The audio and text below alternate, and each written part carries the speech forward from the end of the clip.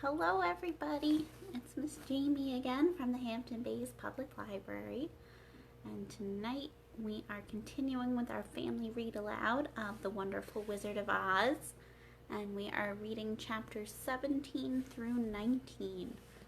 So we have tonight and 2 more nights before we finish, and it's gotten very different compared to the movie, if you've seen that. And we'll just wait a little bit before we get started in case anybody wants to show up live. But we are reading this lovely edition again of The Wonderful Wizard of Oz by L. Frank Baum, illustrated by W.W. Denslow. And so far, the crew, as I like to call them, Dorothy and her friends, the Scarecrow, the Tin Woodman, and the Cowardly Lion, have made it from the Wicked Witch of the West after killing her, and have now made it back to the Emerald City, and found out that Oz hasn't really kept his promises and is not who he says he is. He's a humbug. He is not actually a wizard. He's talking in false words and keeping up appearances. So let's see what happens. And so far he has given everybody their gift in a symbolic way. And the Scarecrow feels smarter with his new brains, and the Tin Woodman feels like he has a heart, and the Cowardly Lion feels a little bit more courageous. But now it's a little bit harder to get Dorothy back to Kansas. So let's see what happens in Chapter 17, How the Balloon Was Launched. There's Dorothy and Toto, and it looks like they're going to make a balloon to take her back to Kansas. For 3 days, Dorothy heard nothing from Oz. These were sad days for the little girl, although her friends were all quite happy and contented. The Scarecrow told them there were wonderful thoughts in his head, but he would not say what they were because he knew no one could understand them but himself. When the Tin Woodman walked about, he felt his heart rattling around in his breast, and he told Dorothy he had discovered it to be a kinder and more tender heart than the one he had owned when he was made of flesh. The Lion declared he was afraid of nothing on earth, and would gladly face an army of men or a dozen of the fierce Kalidas. Thus, each of the little party was satisfied except Dorothy, who longed more than ever to get back to Kansas. On the 4th day, to her great joy, Oz sent for her, and when she entered the throne room, he said pleasantly, "Sit down, my dear. I think I have found the way to get you out of this country." "And back to Kansas?" she asked eagerly. "Well, I'm not sure about Kansas," said Oz, "for I haven't the faintest notion which way it lies. But the first thing to do is to cross the desert, and then it should be easy to find your way home." "How can I cross the desert?" she inquired. "Well, I'll tell you what I think," said the little man. "You see, when I came to this country, it was in a balloon. You also came through the air, being carried by a cyclone. So I believe the best way to get across the desert will be through the air. Now, it is quite beyond my powers to make a cyclone, but I've been thinking the matter over, and I believe I can make a balloon." "How?" asked Dorothy. "A balloon," said Oz, "is made of silk, which is coated with glue to keep the gas in it. I have plenty of silk in the palace, so it will be no trouble for us to make the balloon. But in all this country there is no gas to fill the balloon to make it float." "If it won't float," remarked Dorothy, "it will be of no use to us." "True," answered Oz, "but there is another way to make it float, which is to fill it with hot air." "Hot air isn't as good as gas, for if the air should get cold, the balloon would come down in the desert and we should be lost." "We?" exclaimed the girl. "Are you going with me?" "Yes, of course," replied Oz. "I'm tired of being such a humbug. If I should go out of this palace, my people would soon discover I am not a wizard. and then they would be vexed with me for having deceived them. So I have to stay shut up in these rooms all day, and it gets tiresome. I'd much rather go back to Kansas with you and be in a circus again." "I shall be glad to have your company," said Dorothy. "Thank you," he answered. "Now if you will help me sew the silk together, we will begin to work on our balloon." So Dorothy took a needle and thread, and as fast as Oz cut the strips of silk into proper shape, the girls sewed them neatly together. First there was a strip of light green silk, then a strip of dark green, and then a strip of emerald green, for Oz had a fancy to make the balloon in different shades of the color about them. It took 3 days to sew all the strips together, but when it was finished, they had a big bag of green silk more than 20 feet long. Then Oz painted it on the inside with a coat of thin glue to make it airtight, after which he announced that the balloon was ready. "But we must have a basket to ride in," he said. So he sent the soldier with the green whiskers for a big clothes basket, which he fastened with many ropes to the bottom of the balloon. When it was all ready, Oz sent word to his people that he was going to make a visit to a great brother wizard who lived in the clouds. The news spread rapidly throughout the city, and everyone came to see the wonderful sight. Oz ordered the balloon carried out in front of the palace, and the people gazed upon it with much curiosity. The Tin Woodman had chopped a big pile of wood, and now he made a fire of it, and Oz held the bottom of the balloon over the fire so that the hot air that arose from it would be caught in the silken bag. Gradually the balloon swelled out and rose into the air until finally the basket just touched the ground. Then Oz got into the basket and said to all the people in a loud voice, "I am now going away to make a visit. While I am gone, the Scarecrow will rule over you. I command you to obey him as you would me." The balloon was by this time tugging hard at the rope that held it to the ground, for the air within it was hot, and this made it so much lighter in weight than the air without it that it pulled hard to rise into the sky. "Come, Dorothy," cried the wizard, "hurry up or the balloon will fly away." "I can't find Toto anywhere," replied Dorothy, who did not wish to leave her little dog behind. Toto had run into the crowd to bark at a kitten, and Dorothy at last found him. She picked him up and ran toward the balloon. She was within a few steps of it, and Oz was holding out his hand to help her into the basket when crack went the ropes, and the balloon rose into the air without her. "Come back!" she screamed. "I want to go too!" "I can't come back, my dear," called Oz from the basket. "Goodbye!"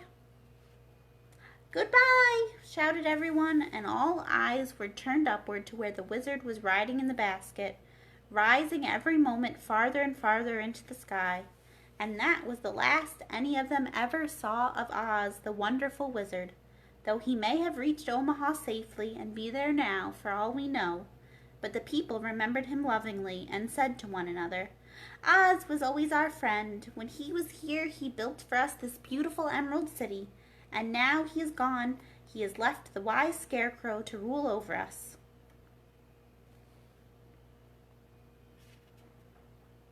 Still, for many days they grieved over the loss of the wonderful wizard and would not be comforted. And that is the end of chapter 17.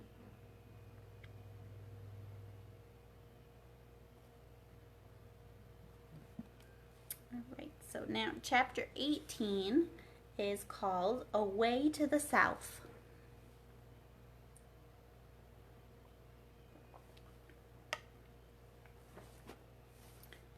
And it looks like Scarecrow is thinking about something. And now he is in charge of the Emerald City. Dorothy wept bitterly at the passing of her hope to get home to Kansas again. But when she thought it all over, she was glad she had not gone up in a balloon. And she also felt sorry at losing Oz, and so did her companions. The Tin Woodman came to her and said, "Truly, I should be ungrateful if I failed to mourn for the man who gave me my lovely heart. I should like to cry a little because Oz is gone. If you will kindly wipe away my tears so that I shall not rust." "With pleasure," she answered, and brought a towel at once. Then the Tin Woodman wept for several minutes, and she washed the tears carefully and wiped them away with the towel. When he had finished, he thanked her kindly and oiled himself thoroughly with his jeweled oil can to guard against mishap. The Scarecrow was now the ruler of the Emerald City, and although he was not a wizard, the people were proud of him. For, they said, there is not another city in all the world that is ruled by a stuffed man. And so far as they knew, they were quite right. The morning after the balloon had gone up with Oz, the 4 travelers met in the throne room and talked matters over. The Scarecrow sat in the big throne, and the others stood respectfully before him. "We are not so unlucky," said the new ruler, "for this palace and the Emerald City belong to us, and we can do just as we please. When I remember that a short time ago I was up on a pole in a farmer's cornfield, and that I am now the ruler of this beautiful city, I am quite satisfied with my lot." "I also," said the Tin Woodman, "am well pleased with my new heart, and really that was the only thing I wished in all the world."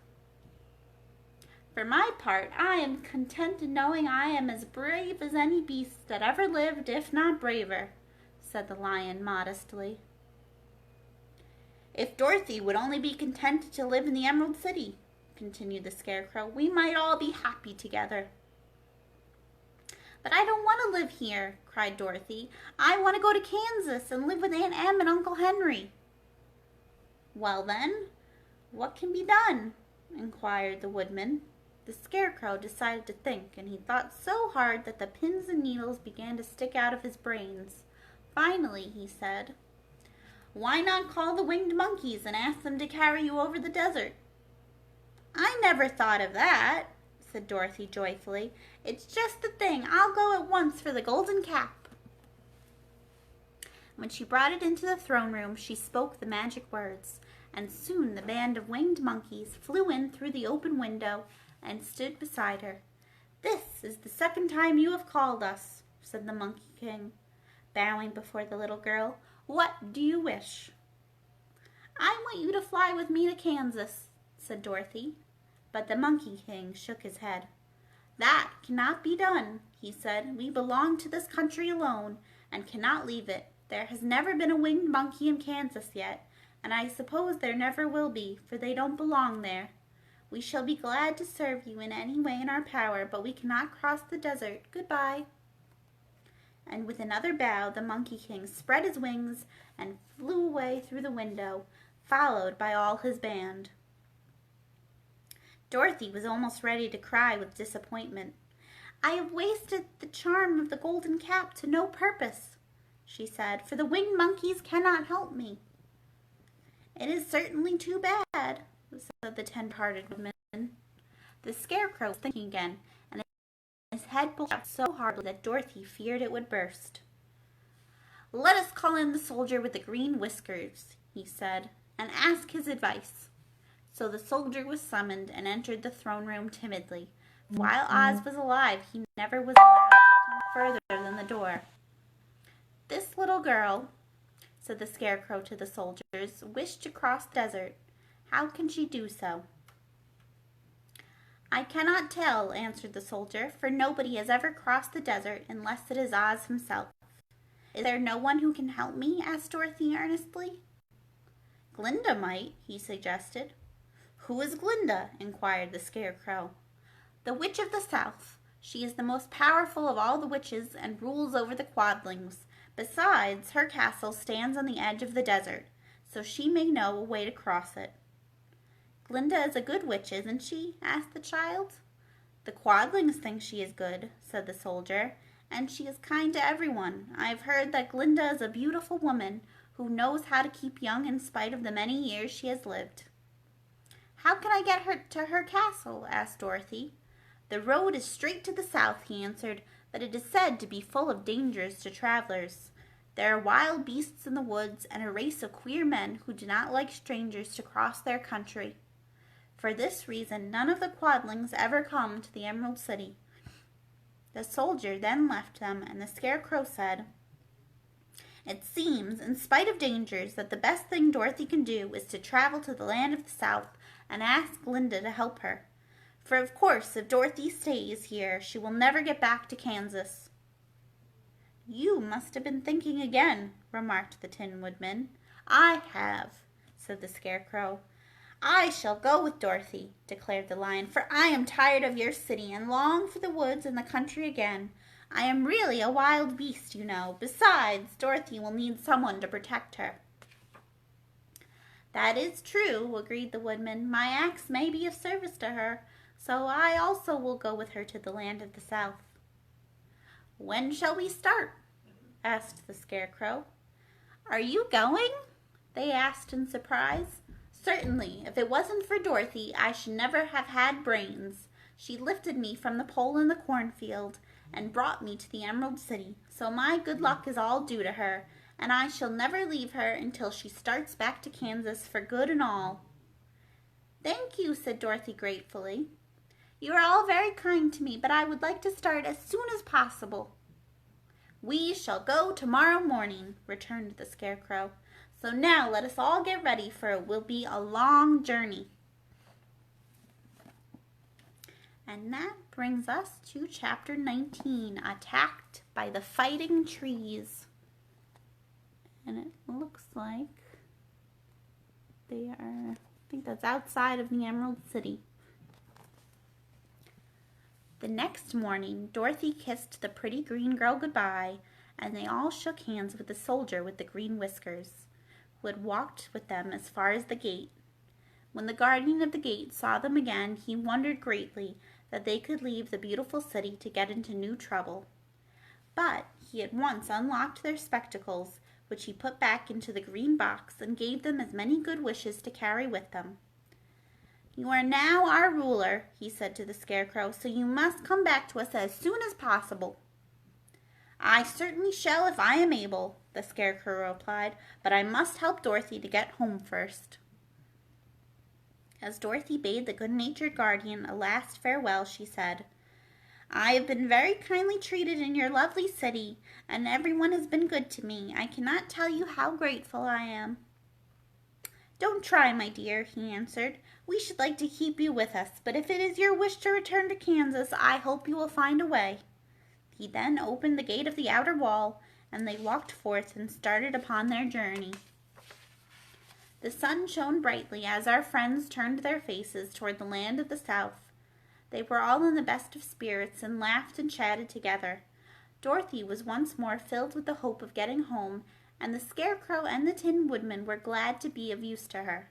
As for the Lion, he sniffed the fresh air with delight, and whisked his tail from side to side in pure joy at being in the country again, while Toto ran around them and chased the moths and butterflies, barking merrily all the time. "City life does not agree with me at all," remarked the Lion as they walked along at a brisk pace. "I have lost much flesh since I lived there, and now I am anxious for a chance to show the other beasts how courageous I have grown." They now turned and took a last look at the Emerald City. All they could see was a mass of towers and steeples behind the green walls, and high up above everything the spires and dome of the Palace of Oz. "Oz was not such a bad wizard after all," said the Tin Woodman as he felt his heart rattling around in his breast. "He knew how to give me brains, and very good brains too," said the Scarecrow. "If Oz had taken a dose of the same courage he gave me," added the Lion, "he would have been a brave man." Dorothy said nothing. Oz had not kept the promise he made her, but he had done his best, so she forgave him. As he said, he was a good man, even if he was a bad wizard. The first day's journey was through the green fields and bright flowers that stretched about the Emerald City on every side. They slept that night on the grass with nothing but the stars over them, and they rested very well indeed. In the morning they traveled on until they came to a thick wood. There was no way of going around it, for it seemed to extend to the right and left as far as they could see, and besides, they did not dare change the direction of their journey for fear of getting lost. So they looked for the place where it would be easiest to get into the forest. The Scarecrow, who was in the lead, finally discovered a big tree with such wide-spreading branches that there was room for the party to pass underneath. So he walked forward to the tree, But just as he came under the first branches, they bent down and twined around him, and the next minute he was raised from the ground and flung headlong among his fellow travelers. This did not hurt the wizard. Oh, this did not hurt the Scarecrow, but it surprised him, and he looked rather dizzy when Dorothy picked him up. "Here is another space between the trees," called the Lion. "Let me try it first," said the Scarecrow, "for it doesn't hurt me to get thrown about." He walked up to another tree as he spoke, but its branches immediately seized him and tossed him back again. "This is strange!" exclaimed Dorothy. "What shall we do?" "The trees seem to have made up their minds to fight us and stop our journey," remarked the Lion. "I believe I will try it myself," said the Woodman, and shouldering his axe, he marched up to the first tree that had handled the Scarecrow so roughly. When a big branch bent down to seize him, the Woodman chopped at it so fiercely that he cut it in two. At once the tree began shaking all its branches as if in pain, and the Tin Woodman passed safely under it. "Come on," he shouted to the others. "Be quick." They all ran forward and passed under the tree without injury, except Toto, who was caught by a small branch and shaken until he howled, but the Woodman promptly chopped off the branch and set the little dog free. Here's a picture of what the tree looks like and the Woodman chopping off its branch.